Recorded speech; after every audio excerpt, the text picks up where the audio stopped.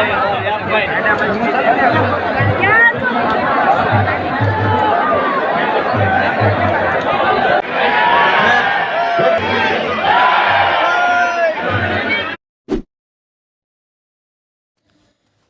શ્રી રામ મિત્રો, તો હાલ અત્યારે આપણે આ કદમગીરી એટલે કમળાઈ માતાજીનું મંદિર છે, ત્યાં આપણે દર્શન કરવા જઈ રહ્યા છીએ આજે કમળાઈ. હા મિત્રો, કમળાઈ માતાજીના ડુંગર ઉપર આજે હોળીનું દહન કરવાનું. જય શ્રી રામ મિત્રો, સ્ટેપ બાય સ્ટેપ સુધી મારે તમને બતાવવાનું છે. અમારા વ્લોગમાં બિના રહે.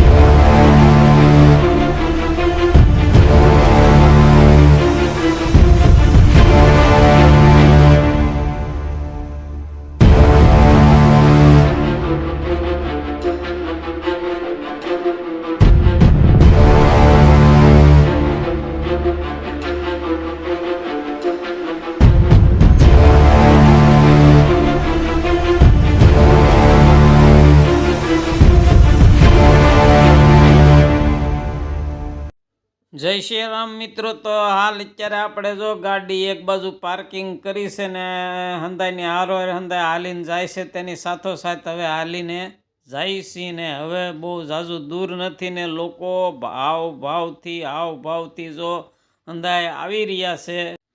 તો સરસ મજાના વ્યૂ આવી રહ્યા છે ને સરસ મજાનો આ નજારો અને આ લોકેશન તમે આ હંદાઈ જોઈ શકો છો, નિહાળી શકો છો. લોકો દૂર દૂરથી આવી રહ્યા છે અને આજે અમારો આ હોળીનો મોટામાં મોટો તહેવાર કહેવાય. એટલે આજે આ કમળાઈ માના ડુંગર ઉપર હોળી દહન થવાનું છે. કાલથી ગામોગામ અમારી હોળી ગામોગામ પ્રગટાવવાની છે.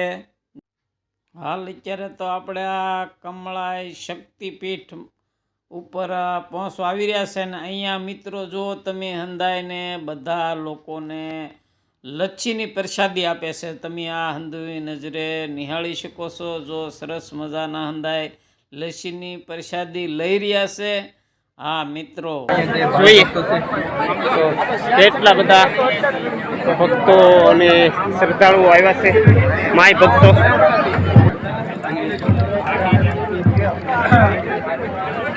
જય કમળાઈમાં, જય કમળાઈમાં.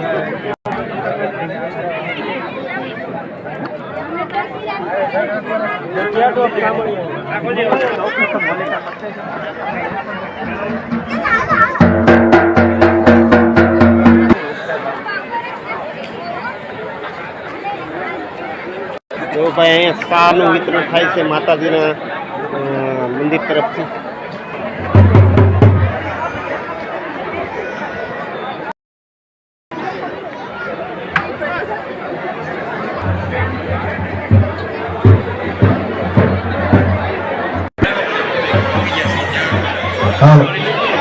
હવે જે કઈ દર્શન આવી રહ્યા હોય એ દર્શન વાળા ભાઈઓને ખાસ વિનંતી, અહીંયા ઉપર માતાજીના મંદિર ને સામે બેસી જાય બધા.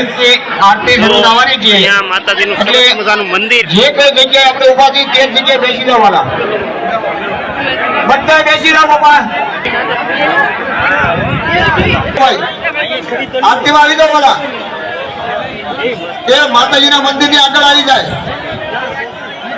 તેમજ આપણે જે કઈ કાર્યાલયની આજુબાજુમાં જે કઈ ભાઈઓ બેઠા હોય એ પણ બહાર આવી જાય. આરતીમાં આવી જવાના બધા.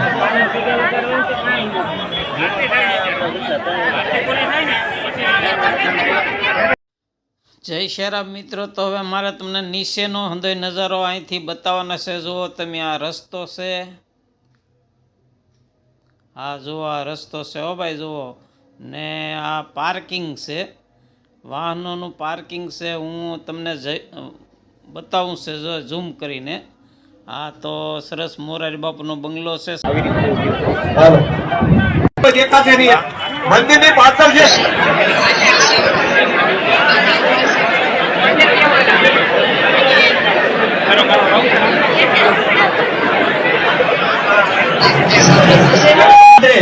સંયોજકો ભાઈઓને ખાસ વિનંતી કે દાદરે રહ્યા છે 2 જણા અને ત્યાં જે કઈ માણસો છે ને એને પાછા ઉતારી દો ભાઈ.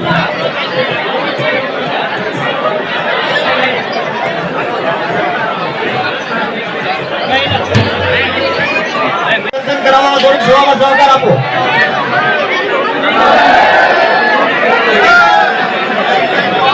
આપણી કાર્યાલયની બાજુમાં જે ભાઈઓ કરી જગ્યા ખાલી કરી આપો ભાઈ.